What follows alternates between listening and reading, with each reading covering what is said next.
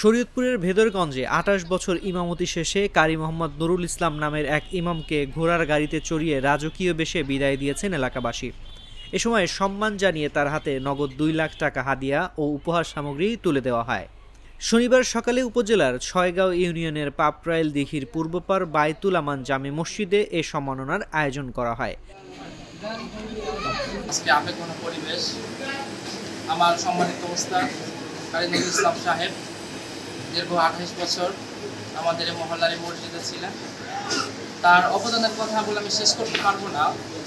আমি যখন ছোট ছিলাম, ছোট সময় থেকে আমি হুজুরকে দেখে আসছি, ওনার কাছ থেকে আমি কোরআন শিক্ষা নিয়েছি। বিদায় দেওয়ার মতো কোনো ভাষা আমার নেই। এই শব্দ দ্বারা কীভাবে তাকে বিদায় দিব এর কোনো কিছুই আমার জানা নেই। তবে এই বিদায় বেলা এটুকুই বলবো যে আমাদের ইমাম সাহেব যেন আমাদেরকে সন্তান হিসেবে তার সাথে যদি কোনো অপরাধ করে থাকে সে ক্ষমা করে দেবে। স্থানীয় ও মসজিদ কমিটি সূত্র জানায়, দীর্ঘ ২৮ বছর আগে ৪০০ টাকা বেতনে পাপরাইল দিঘির পূর্বপার বায়তুল আমান জামে মসজিদে ইমামতি শুরু করেন ময়মনসিংহের মুক্তাগাছার বাসিন্দা কারি মোহাম্মদ নুরুল ইসলাম। মসজিদটি একসময় টিনের তৈরি একচালা বিশিষ্ট থাকলেও ধীরে ধীরে সেটি পাকা ভবনে রূপান্তরিত হয়। বর্তমানে মসজিদটিতে ৭ তলা বিশিষ্ট একটি মিনারের কাজ চলমান রয়েছে। ইমাম নুরুল ইসলাম অবসর নেওয়ার কথা জানালে স্থানীয় লোকজন ও মসজিদ কমিটি তার জন্য রাজকীয় বিদায় সংবর্ধনার আয়োজন করে।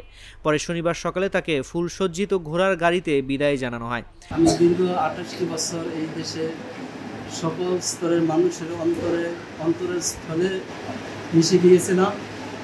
এখন দীর্ঘ ২৮ বছর পরে আমার বিশেষ শারীরিক অসুস্থতার কারণে আমি বিদায় নিচ্ছি।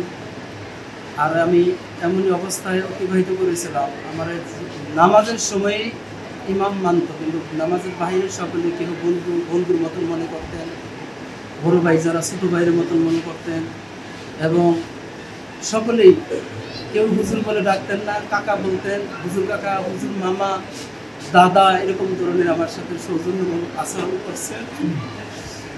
আমি সকলের সুন্দর আচরণের জন্য আমি কৃতজ্ঞ, এবং আমি এগুলো কোনোদিন ভুলবো না, ভোলার জিনিসও না। আল্লাহ তাআলা যদি আমাকে তৌফিক দান করে, যদি আল্লাহ জান্নাত দেয়, আমি এলাকাবাসীকে সঙ্গে করে নিয়ে সকলকে সঙ্গে করে নিয়ে যেন একটি জান্নাতে বসবাস করতে পারি, এটাই আমার আশা এবং প্রত্যাশা। আল্লাহ তাআলা যেন আমাদের সকলকে কবুল করে।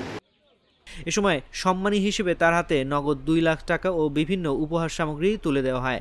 বিদায় বেলায় এমন সম্মান পেয়ে আবেগে আপ্লুত হয়ে ওঠেন কারি মোহাম্মদ নুরুল ইসলাম। আব্বাস উদ্দিন নামের এক স্থানীয় বাসিন্দা বলেন, ছোটবেলা থেকে তার কাছে কোরআন ও দ্বীনি শিক্ষা নিয়েছে। তিনি আমাদের অনেক স্নেহ করতেন। তার বিদায় বেলায় আমাদের অনেক খারাপ লাগছে, তবে তিনি যেখানেই থাকুন সুস্থ থাকুন।